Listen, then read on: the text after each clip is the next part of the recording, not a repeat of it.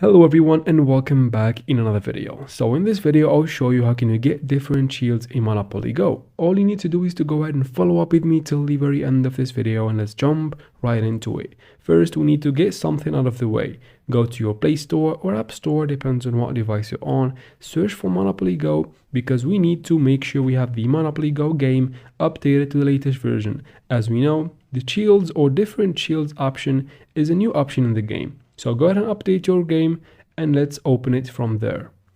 Wait for the game to fully load up. I'm just gonna skip through the loading screen like that. And in order to find the different shields, start by tapping on the three lines in the top right corner of the screen.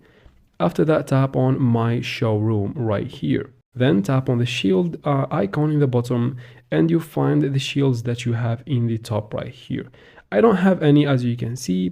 If you want to gain any shields, you need to complete the events right here. As you can see, this is the Gizmo Gourmet event taking place right now.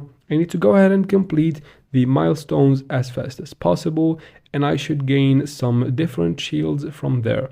Another way you can gain shields is by go ahead and tap right here in the top or bottom left corner of the screen.